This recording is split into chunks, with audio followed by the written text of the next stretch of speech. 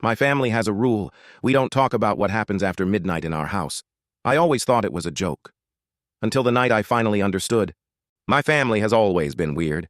Not in a quirky way, in a something is very wrong here kind of way. I grew up in a house full of rules that made no sense.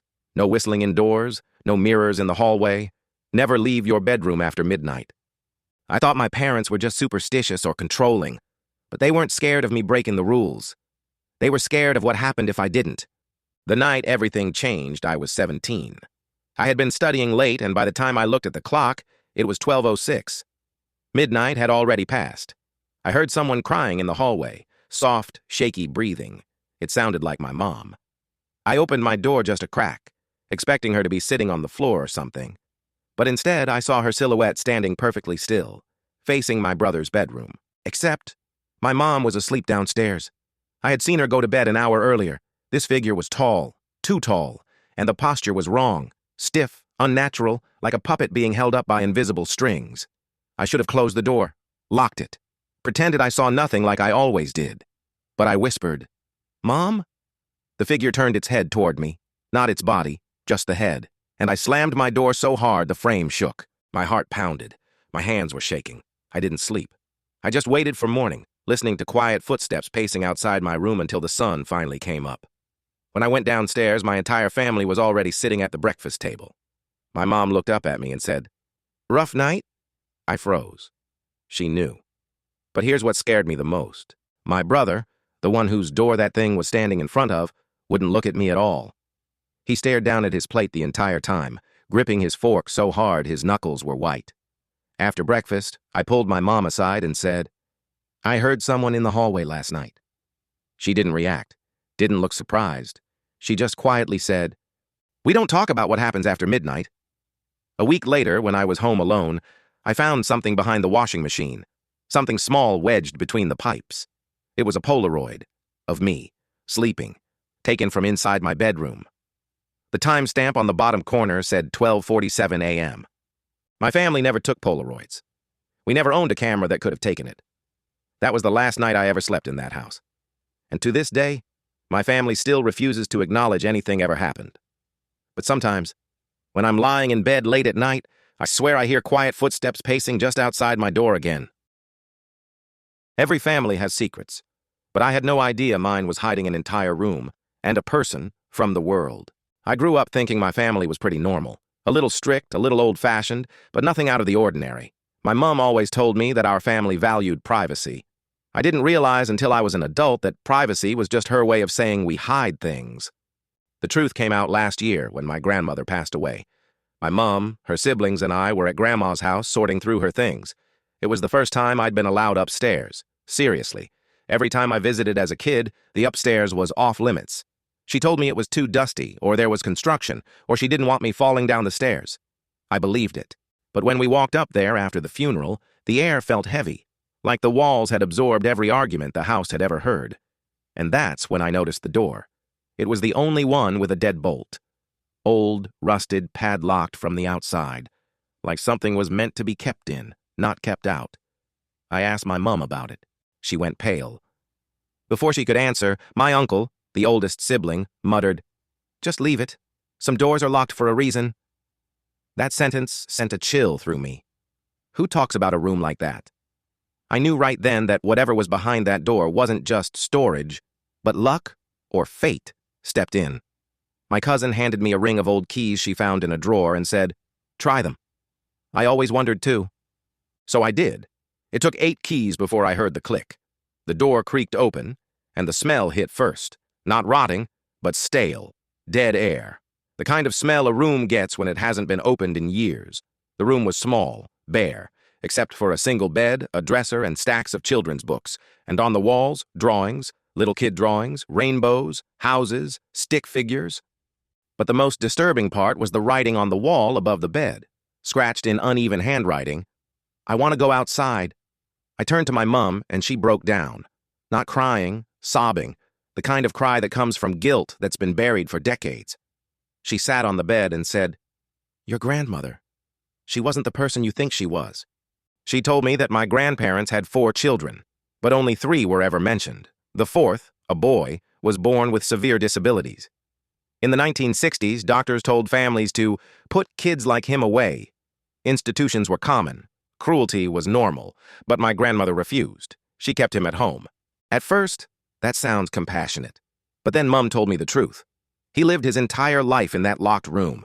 He grew up there. He turned 18 there. He died there, at 28. He never went to school, never went outside, never saw anyone except his mother and occasionally my mum when she snuck in food. My grandmother told everyone he had died as a baby. She even had a fake death certificate. She hid him from the world and from the family. I asked why no one stopped it, why no one called anyone or told the truth. My mum said, "When you're raised in fear, you don't question the person in charge." She said Grandma threatened them, manipulated them, convinced them that if the world found out, he'd be taken away and abused. So they stayed silent.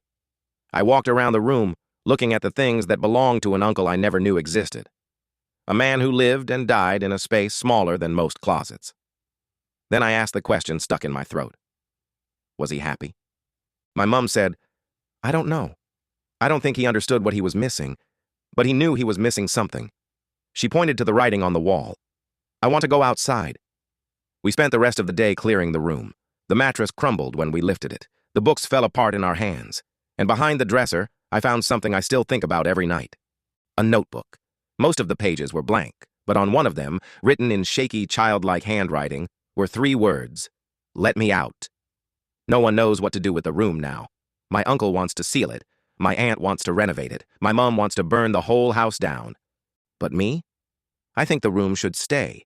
Not as a memorial, but as a reminder of what secrecy can turn into, what fear can create, what families are capable of when they're scared of what the world will say.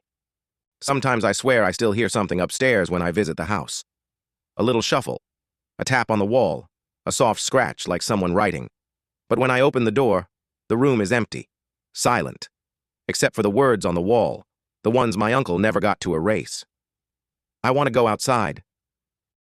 Let me tell you about the time my aunt tried to fake a whole family tragedy for attention and ended up exposing years of secrets none of us were prepared for. My family has always been dramatic, but my aunt, let's call her Jenna, is on a different level.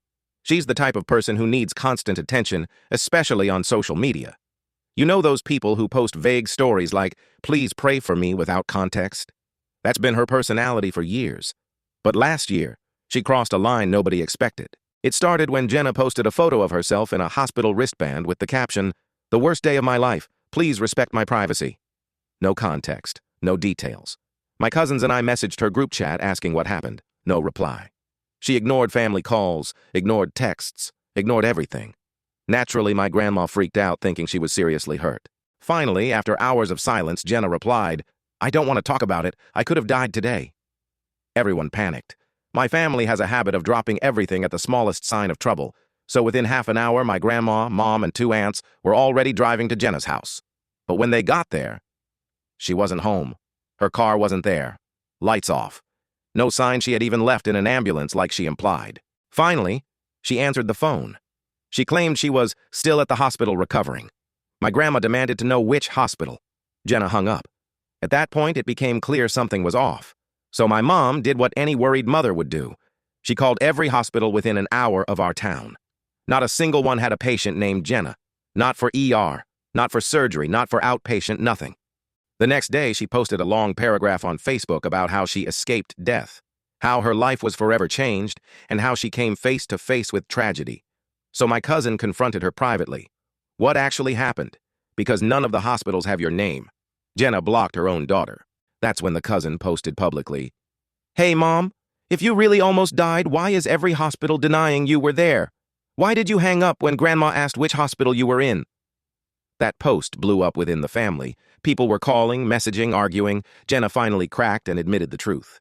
She wasn't in the hospital. She had gone to get her nails done. The wristband? She kept one from a real ER visit months earlier, just in case she needed it for Facebook. Her reason? "I just wanted people to think about me. Nobody ever checks on me. You'd think the story ends there, an embarrassing lie exposed. But no. 2 weeks later, she escalated. She announced on Facebook that a close family member had passed away, but refused to say who. Family members were panicking again. People thought it was my grandma, my mom. Someone's cousin. Someone's kid.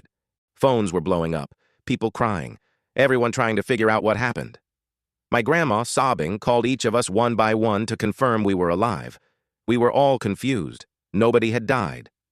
When confronted again, Jenna said, "I meant someone I considered family." Turns out, it was her pet goldfish. A goldfish. She caused a full family meltdown because a fish died. This whole thing would have blown over if it ended there. But of course it didn't. A month later, she created a GoFundMe titled, "Help Me Recover After a Devastating Loss." She used a black and white crying selfie and wrote, "My family has abandoned me. I'm alone in my grief." She collected $312 before GoFundMe shut the page down after someone reported her. Who reported her? Her own son. The family held an intervention, not a gentle one, a full-on sit down, what is wrong with you, intervention. We told her she needed therapy, help, something. She stormed out, yelling that we didn't understand her pain. It's been almost a year and she barely speaks to any of us. She still posts dramatic pray for me statuses every week, but now everyone just ignores them. The craziest part? She still insists none of us were supportive during her time of tragedy. We just tell people, yeah, she means the goldfish.